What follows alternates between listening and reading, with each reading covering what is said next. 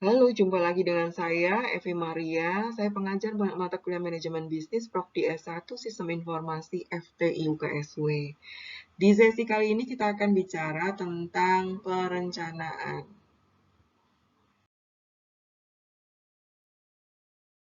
Pembelajaran sesi ini diharapkan mahasiswa mampu memahami tentang perencanaan, menjelaskan tentang pentingnya perencanaan dalam organisasi, membuat perencanaan bisnis yang baik menggunakan kriteria perencanaan yang baik, gitu ya. Kemudian apa? Memahami konsep manajemen baik objektif. Perencanaan adalah proses manajemen, gitu ya. Jadi proses manajemen, makanya ada di fungsi-fungsi manajemen, salah satunya perencanaan. Itu ya, proses yang pertama. Untuk apa? Menentukan tujuan dan cara untuk mencapai tujuan. Kenapa perencanaan perlu? Nah, ada dua manfaat, protective benefit sama positive benefit. Kalau protective benefit itu mengurangi gitu ya, kemungkinan terjadinya kesalahan dalam pengambilan keputusan. Karena apa? Kalian sudah menimbang matang-matang gitu kan. Itu. Jadi bukan ketika melakukan kegiatan bukan secara dadakan ya, tetapi apa Anda sudah menimbang banyak alternatif gitu kan dari banyak skenario, dari banyak apa Anda sudah memprediksi yang akan datang gitu ya, Anda sudah melihat potensi yang ada di dalam. Nah, sehingga apa? Sehingga resiko untuk terjadinya kegagalan itu bisa diperkecil. Terus kemudian manfaat yang kedua positif benefit itu apa? Meningkatkan keberhasilan pencapaian tujuan. Manfaat perencanaan. Nah, membuat tujuan lebih khusus, terperinci, dan mudah dipahami. Meminimumkan pekerjaan yang tidak pasti, gitu ya. Karena apa? Karena kan Anda meliskan, membuat daftar gitu ya. Anda punya potensi apa? Anda mampu enggak menghadapi apa ancaman yang terjadi gitu ya. Ini berada di dalam perencanaan. Memungkinkan manajer memahami keseluruhan gambar operasi lebih jelas, meningkatkan koordinasi, meningkatkan pengendalian, meningkatkan kualitas manajemen waktu. Gitu ya, karena bahkan dalam perencanaan kan selalu diminta time schedule-nya. Iya. Jadi kalau kalian ikut kegiatan LK gitu ya, kan mesti ketika buat rencana nggak cuma ngomong programnya gitu kan, tetapi apa? Anda diminta waktu pelaksananya di kapan. Anda diminta nanti lebih mendetailkan apa anggarannya, kemudian waktunya, susunan acaranya gitu kan, kalau misalnya mengadakan kegiatan. Itu apa manfaatnya gitu ya. Jadi tidak ada waktu yang terbuang harusnya kalau kalian membuat perencanaan yang baik. Kemudian apa? Membantu manajemen menyesuaikan diri dengan perubahan lingkungan. Karena apa? Prinsipnya ketika kalian membuat rencana itu kan kalian harus mempertimbangkan atau memasukkan unsur memprediksi. Yang diprediksi apa? Masa depan, ya. Kira-kira kalau kalian jualan ini gitu ya, ini kan baru rencana nih, mau jualan produk A. Nah, kan kalau kalian produksi kan butuh waktu, ya 1 bulan baru jadi, baru launching produknya. Kira-kira 1 bulan ke depan tuh orang tuh masih butuh enggak dengan produk ini? Ya, misalkan kalian ini mau produksi masker saat ini, ya saat ini Anda mau produksi masker. Udah produksi belum? Belum kan? Baru rencana kan gitu. Nah, launchingnya kapan? Launchingnya 1 bulan kemudian. Nah, Anda harus bisa memprediksi 1 bulan kemudian orang tuh masih pakai masker apa enggak, ya. Anda produk apa masih masker kalau misalnya nggak memprediksi itu bisa jadi gitu ya bulan depan ternyata apa nggak ada yang minta masker lagi, ya karena apa? Oh karena sudah badainya pandemiknya sudah berlalu kan gitu. Jadi makanya uh, perencanaan yang baik itu memasukkan unsur memprediksi supaya apa? Membantu manajemen menyesuaikan diri dengan perubahan lingkungan, menghemat waktu, usaha dan dana karena apa? Kegiatan jadi lebih terarah tujuannya jadi lebih terarah gitu ya. Jadi bisa lebih terarah, sorry bukan tujuannya. Jadi apa yang kalian lakukan itu bisa jadi lebih terarah gitu ya, supaya Pak tujuannya bisa dicapai dengan tepat waktu. Misalkan Anda mau kuliah apa sekolah gitu ya, supaya dapat program apa gelar S1, saya kuliah 4 tahun. Makanya Pak Anda mulai itu nyusun setiap semester, itu nyusun rencana studi ya, karena Anda masih dalam tahap belajar. Makanya apa, ketika menyusun rencana studi didampingi oleh wali studi, supaya apa, ketika kalian membuat rencana, rencananya gagal gitu ya, rencananya kalian cuma oh adalah pokoknya ngambil sembarang-sembarang, nah ada yang mengingatkan, ada yang mensupervisi. Siapa? Wali studi. Itulah kenapa butuh perencanaan, manfaatnya ya. Perencanaan yang baik itu harus memiliki apa dasar. Dasarnya apa? Satu, memprediksi. Jadi kalau kalian harus membuat atau diminta untuk buat rencana, berarti kalian harus bisa prediksi. Prediksi apa? Kondisi di masa datang. Misalkan apa? Kalian mau produksinya adalah produksi es krim gitu kan. Nah, terus kemudian Anda harus bisa prediksi. Jadi rencananya kan rencana produksi es krim. Nah, dalam proses itu kalian harus bisa prediksi, gitu ya. Kira-kira gitu ya es krim saya bisa laku nggak? Nah, makanya apa? Anda harus memprediksi pasarnya, kondisi pasarnya. Terus kemudian ada prediksi cuacanya juga. Jangan sampai kalian buat rencana bisnis, mau buat bisnis baru, tapi ternyata tidak mendukung. Karena apa? Kalian lupa memprediksi bahwa lah apa kalau produk saya jadinya bulan depan, lah kan bulan depan musim hujan. Harusnya Anda tidak membuat rencana untuk produksi es krim. Kenapa? Ketika musim hujan, nah siapa yang mau beli es krim gitu ya? Ya, itu satu skenario. Atau skenario lain, oke, enggak masalah, saya tetap produksi es krim. Orang sekarang kan apa milenial gitu kan, meskipun hujan-hujan yang dicari adalah es krim. Nah, sehingga apa? Saya harus punya rencana pemasaran yang baik gitu ya. Misalkan apa? Es krim saya harus eksklusif, saya beri di apa saya jualnya di kafe begitu. Nah, yang saya jual apa tidak hanya produknya tetapi saya jual suasananya kafenya. Nah, ini ketika kalian buat rencana. Jadi prediksikan dan sertakan argumennya apa gitu ya. Terus kemudian dua, yang dasar perencanaan yang baik itu udah harus menggunakan skenario. Jadi mesti ada skenario 1, skenario 2, skenario 3 gitu ya. Atau mau cukup 1 dan 2 saja, silakan bebas. Ya, artinya apa? Kenapa perlu ada skenario? Kalau gagal, maka Anda punya backup plan gitu kan? Nah, itu. Jadi ketika memiliki banyak skenario, Anda punya pilihan. Ya, mengambil apa? Ketika mengeksekusi rencana, Anda akan mengambil atau memilih skenario yang terbaik. Ya, itu seringkali ketika kalian praktek di lembaga kemahasiswaan. Ya, jadi mau misalkan adakan kegiatan apa ya studi lapangan ya.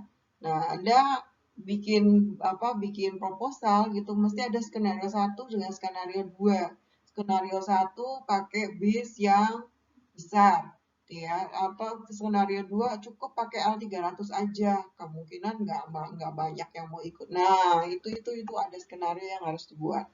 Itu perencanaan yang baik ya, dalam arti gini, Anda mengantisipasi kalau pesertanya banyak. Yang saya jalankan adalah rencana yang menggunakan bis. Kalau mereka tidak antusias, saya menggunakan angkutannya yang tidak gitu besar. Terus kemudian apa? Benchmarking. Benchmarking itu apa? Berarti kalian harus cari pembanding, ya. Jadi pembanding apa pembanding dengan pihak lain yang eksternal. Misalkan tadi Anda sudah punya rencana gitu ya, mau pergi studi lapangan kemana-mana, ada 4 objek yang akan dikunjungi. Nah, kemudian Anda bikin rencana, kemudian diturunkan dalam anggaran gitu kan. Rencana kegiatan diturunkan dengan anggaran, diturunkan ke sumber dayanya, sumber daya manusianya. Nah, terus kemudian keluarlah gitu ya, keluarnya hasilnya. Kalau sudah dalam bentuk anggaran kan sudah ada angkanya. Nah, seperti itu. Nah, Anda tawarkan gitu ya, pembandingnya, benchmarkingnya apa? Kalian pergilah cari informasi di tempat apa agen-agen perjalanan yang biasa memanage perjalanan. Kalau pergi ke 4 tempat itu, mengunjungi 4 tempat itu, nah, mereka baik apa mereka buka harga berapa gitu ya, menjual paket itu dengan harga berapa ya. Nah, kalau selisihnya nggak jauh gitu ya, selisihnya nggak jauh kan pasti kan Anda akan menimbang daripada saya repot, ya udah pakai agen perjalanan aja. Nggak perlu repot saya harus mengumpulkan orang gitu ya, saya harus mengkoordinasi orang, ini harus pesen catering dan lain-lain, harus pesen bis, kan ribet banget. Sudah pakai agen perjalanan, saya tahu beres, saya tinggal naik. Nah, ini fungsinya benchmarking begitu ya. Jadi untuk apa? Supaya produk yang Anda jual, kegiatan yang Anda hasilkan itu tidak kalah gitu ya dalam segi apa? Kualitas, dalam segi tidak hanya kualitas gitu ya, tapi dalam segi harga juga Anda bisa bersaing gitu kan. Gitu. Ya, karena apa? Karena itulah bentuknya perencanaan yang baik. Terus kemudian karena nanti ketika produk Anda dilempar ke pasar, mesti akan dibandingkan gitu ya. Jadi jangan sampai Anda jualan, tahu jualan mahal banget kan gitu. Terus yang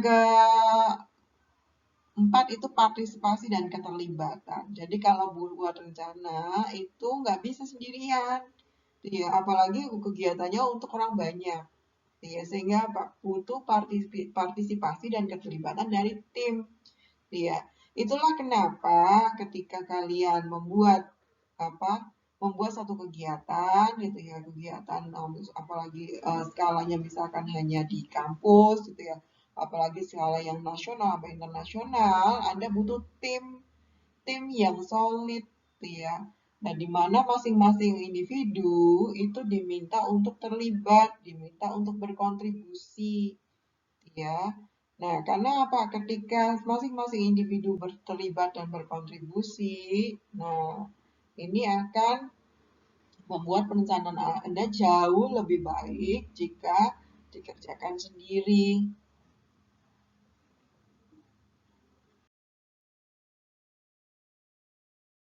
Kegiatan perencanaan, apa sih yang harus dilakukan? Manajer, dia akan memutuskan apa yang harus dilakukan.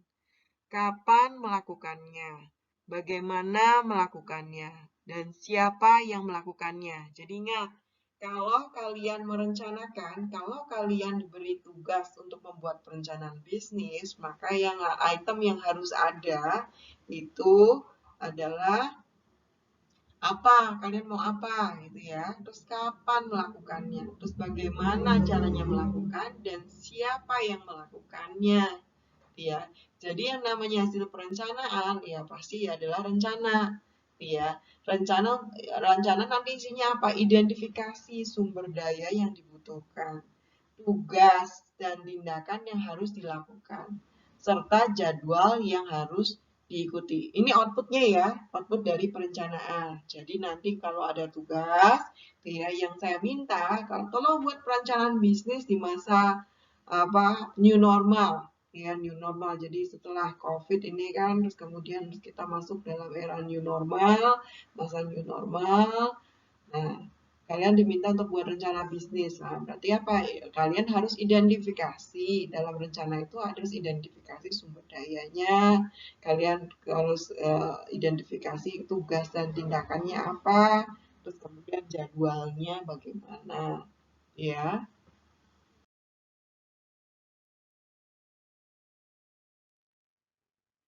Bagaimana dengan proses perencanaan? Berarti kalau proses perencanaan yang harus dilakukan adalah satu, tetapkan tujuan dulu, kalian mau ngapain gitu kan. Terus kemudian yang kedua, rumuskan keadaan saat ini, identifikasi kondisi saat ini itu seperti apa.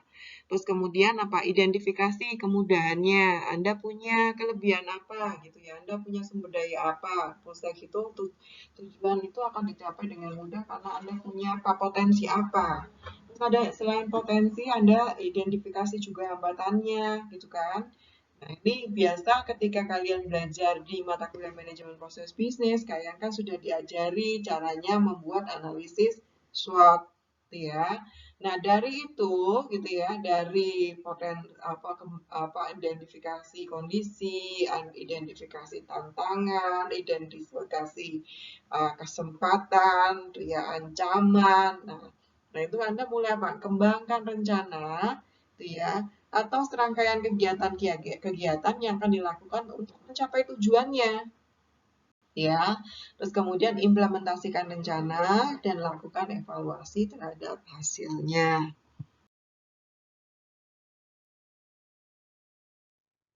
Pendekatan perencanaan ada inside out versus outside in. Maksudnya gimana? Kalau inside out itu rencana itu fokus pada apa yang sudah dilakukan. Ya, sehingga apa? Ketika kalian membuat rencana gitu ya, dulu itu kemarin sudah lakukan apa? Berarti apa? Kita akan berusaha melakukan dengan lebih baik lagi. Itu caranya membuat rencana yang pendekatannya inside out. Kalau outside in, itu berarti dengan cara apa? Dia nganalisis dulu lingkungan eksternalnya dan berusaha memanfaatkan kesempatan dan meminimalkan hambatan atau masalah. Makanya kalau yang pakai pendekatan outside in planning, berarti kita harus analisis SWOT dulu gitu ya. Kita punya kondisi tantangannya apa, kemudian kesempatannya apa, masalahnya apa gitu ya. Nah, itu kemudian barusan membuat rencana. Terus kalau misalkan yang metode pendekatan yang selanjutnya ada top down versus bottom up.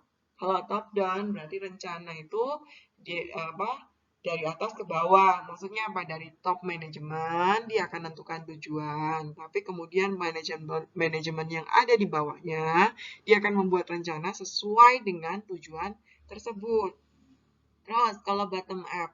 Kalau bottom up berarti dari bawah ke atas. Maksudnya apa? Rencananya itu dibuat oleh manajemen tingkat bawah. Kemudian diajukan dan ditetapkan oleh top manajemen. Ini biasa yang terjadi di dalam kegiatan mahasiswa. Ya, kalau kalian mau membuat kegiatan-kegiatan, nah ini sistemnya adalah bottom up pendekatannya. Karena apa? Kalian sebagai mahasiswa, kalian tergabung dalam organisasi kemahasiswaan, mengusulkan program-program, ya, kepada siapa? Top manajemennya. Top manajemennya siapa? Ya kalian punya ketua LK gitu ya. Nah, LK juga ada ketua LK fakultas, kemudian ada universitas. Jadi dari bawah ke atas. Ini ya.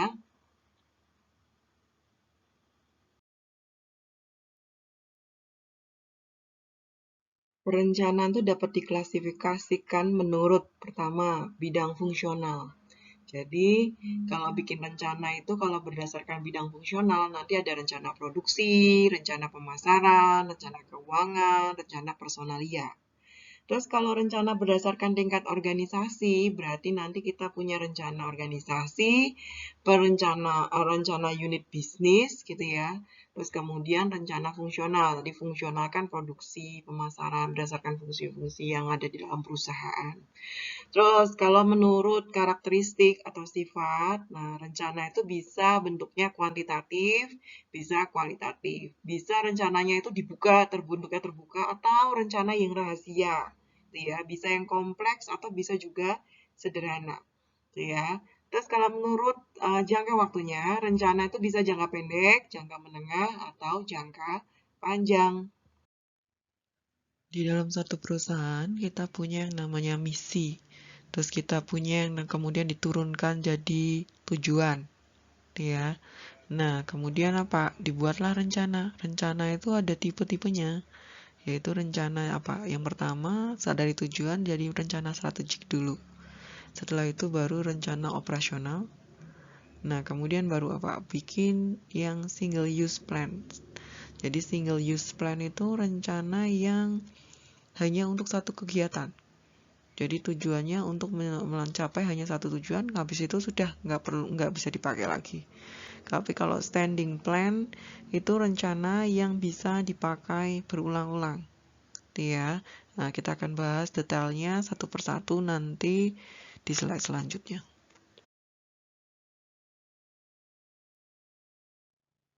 Rencana strategik. Apa sih itu? Rencana komprehensif yang dirancang untuk mencapai tujuan-tujuan perusahaan dalam jangka panjang. Rencana strategik ini dilakukan oleh top management. Tujuannya apa? Untuk mengimplementasikan misi organisasi dan menentukan tujuan yang harus dicapai oleh keseluruhan organisasi maupun unit-unit bisnis yang ada di dalamnya. Rencana operasional adalah penguraian lebih terinci mengenai bagaimana rencana strategik itu akan diimplementasikan.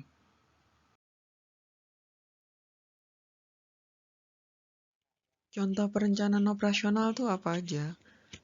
Ada rencana produksi, metode, meliputi apa? Metode dan teknologi yang digunakan untuk proses produksi. Kemudian ada rencana keuangan, yaitu dana yang diperlukan untuk membiayai operasional perusahaan. Kemudian ada rencana fasilitas, ya isinya apa? Isinya berkaitan dengan fasilitas dan tata letak yang diperlukan untuk mendukung aktivitas perusahaan.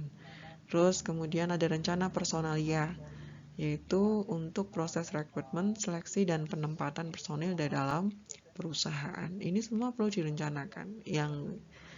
Jadi ini semua termasuk dalam klasifikasi dalam rencana operasional. Oke, rencana operasional. Apa sih rencana operasional? Terdiri dari dua, rencana tetap dan rencana sekali pakai. Kalau rencana tetap itu digunakan lebih dari satu kali untuk situasi yang berulang. Contohnya apa? Kebijakan. Kebijakan itu kan dipakai di perusahaan lebih dari satu kali. Ini adalah rencana tetap, tuh ya. Jadi kebijakan itu jadi pedoman umum ketika apa? Dalam organisasi ketika akan membuat keputusan. Terus ada lagi yang namanya prosedur. Tuh ya, prosedur apa? Pedoman yang lebih rinci berkait dengan apa? Jalannya kebijakan. Jadi ada prosedur penerimaan kas, prosedur pengurusan apa? eh, pengurusan prosedur registrasi mata kuliah, prosedur pembayaran registrasi mata kuliah kan gitu. Nah, terus kemudian ada yang selanjutnya ada peraturan, ya. Jadi peraturan itu apa? Ketentuan terkait yang boleh atau tidak boleh dilakukan di dalam organisasi. Gitu. Terus kemudian ada yang kedua, kategori yang kedua yaitu rencana yang sekali jalan atau sekali pakai, ya. Jadi maksudnya apa? Rencana yang hanya digunakan untuk mencapai tujuan tertentu dan tidak digunakan kembali bila tujuannya telah tercapai. Contohnya apa? Program, ya. Program itu apa? Rangkaian kegiatan yang relatif lebih luas, misalnya meliputi apa? Langkah untuk mencapai tujuan, personil yang bertanggung jawab, dan urutan waktu langkahnya. Terus kemudian ada rencana yang sekali pakai apa? Proyek gitu ya. Bedanya apa nih program sama proyek? Kalau proyek itu rencana yang mengidentifikasi aktivitas yang mencapai tujuan tertentu dengan target kerja dan sumber daya yang sudah ditentukan kalau proyek. Ya. Jadi nggak sebebas seperti program karena proyek itu sudah ditentukan sumber dayanya, ada target kerjanya. Kemudian anggaran. Ya, kalau anggaran kaitan dengan perencanaan sumber daya keuangan untuk menjalankan proyek atau aktivitas tertentu. Jadi ini rencana yang hanya sekali pakai. Jadi nggak bisa anggaran tahun ini kemudian terus kalian pakai lagi untuk tahun depan. Ya, tidak relevan karena apa? Ada peningkatan tarif gitu ya, ada kenaikan harga dan lain-lain sehingga nggak bisa dipakai harus berubah gitu ya, jadi hanya sekali pakai.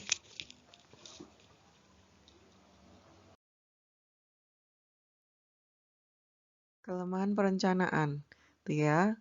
Pekerjaan yang tercakup dari perencanaan mungkin berlebihan dalam praktek realnya, gitu ya. Sehingga perencanaan ini perlu dievaluasi, gitu ya. Jangan tunggu pekerjaannya selesai baru dievaluasi, tapi setiap rencana dijalankan itu perlu dievaluasi. Ini karena perencanaan punya kelemahan. Kemudian perencanaan cenderung menunda kegiatan, gitu ya. Karena orang tuh konservatif. Ya, jadi kalau misalnya sudah punya rencana terus kemudian di depan ada masalah gitu ya, maka bisa jadi berhenti. Ya, jadi rencana ini lebih cenderung menunda kegiatan. Ada kecenderungan menunda kegiatan. Ya, contoh kemarin kalian rencana mau mengadakan kegiatan, misalkan outbound. Nah, ternyata ada himbauan pemerintah karena kita kena pandemi COVID menyebabkan kita nggak bisa melakukan kegiatan. Nah, makanya kelemahannya itu rencananya akan ditunda. Terus kemudian yang selanjutnya, perencanaan mungkin terlalu membatasi manajemen untuk berinisiatif dan berinovasi. Ya, jadi karena kan sudah diprogram gitu ya, jadi mungkin bisa jadi membatasi inovasi dan inisiatif dari manajemen. Terus terkadang hasil terbaik justru diperoleh dari penyelesaian individu dan penanganan masalah pada saat masalah tersebut terjadi, itu ya. Jadi kadang tengah jalan harus improvisasi karena kita menemukan masalah, jadi rencana itu harus di-adjust, itu ya. Ini kelemahan-kelemahan perencanaan. Jadi kita nggak bisa buat perencanaan yang 100% bakal terrealisasi plok dengan apa yang kita sudah buat sebelumnya, itu ya. Nah, ini kelemahan perencanaan. Kemudian ada rencana-rencana yang diikuti cara-cara yang tidak konsisten. Ya, ini kelemahannya. Kita lanjutkan, manajemen by objective gitu ya. Ini terkenal banget nih MBO gitu ya. Jadi kalau di training manajemen ada manajemen by objective. Yaitu apa sih? Proses penentuan tujuan yang melibatkan atasan dan bawahan secara bersama-sama gitu ya. Jadi metodenya tidak up down atau bottom up gitu ya, tapi ini dilibatkan bersama-sama gitu ya. Yaitu konsepnya yang namanya manajemen by objective. Ingin menerapkan MBO yang efektif, maka ada syaratnya, yaitu apa? 1, dia harus punya komitmen pada program. Ya, yang kedua, manajemennya itu harus menetapkan tujuannya. Ya. Terus kemudian ketiga, tujuan-tujuan individualnya tuh apa? Karena nanti kan akan dibuatkan konsolidasinya. Selaras nggak nih tujuan yang sudah ditetapkan sama manajemen puncak sama tujuan-tujuan individu? Karena Karena MBO kan syaratnya partisipasi. Dia diberikan otonomi gitu ya. Jadi kalian bekerja bawahan gitu ya, boleh memberikan masukan. Terus kemudian atasan juga nanti akan memberikan masukan, kemudian akan dicarikan solusi terbaiknya. Nah, mau yang seperti apa perencanaannya? Karena ada otonomi dalam implementasi rencananya. Jadi kalian diberikan kebebasan untuk mengimplementasikan rencananya. Terus kemudian jangan lupa rencana ini harus ditinjau, harus memperhatikan evaluasi masa lalunya. Dia ada nggak sih prestasi-prestasi masa lalu? Nah, sehingga kalau yang dahulu kegiatan tuh bisa sukses gitu ya. Nah, ya berarti kan kita bisa mengadakan lagi, kemudian membuat inovasi yang lain. Jadi, jangan lupa ketika membuat perencanaan, apalagi MBO, dia tinjau kembali prestasi yang masa lalunya. Manfaat MBO memungkinkan individu mengetahui apa yang diharapkan dari mereka. Kemudian apalagi membantu dalam perencanaan dengan membuat para manajer menetapkan tujuan dan sasaran. Yang ketiga, memperbaiki komunikasi antara manajer dan bawahan karena partisipasi aktif nih ya. Terus kemudian membuat para individu lebih memusatkan perhatiannya pada tujuan organisasi karena diberi otonomi, diberi kebebasan ketika mengimplementasikan. Terus kemudian yang terakhir, membuat proses evaluasi lebih dapat disamakan dengan pemusatan pada pencapaian tujuan tertentu.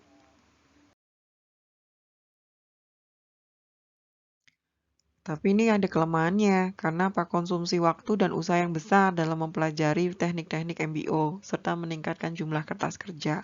Jadi maksudnya apa ini? Iya karena orang yang dilibatkan dalam menyusun rencana tuh banyak karena kan partisipasi dari atasan dan bawahan, maka membutuhkan waktu yang lebih banyak. Kemudian kurangnya pengendalian terhadap hal-hal berikut: gaya dan dukungan manajemen, penyesuaian dan perubahan, keterampilan antar pribadi, deskripsi jabatan, penetapan dan pengkoordinasian tujuan, kemudian pengawasan metode pencapaian tujuan, konflik antara kreativitas dan MBO.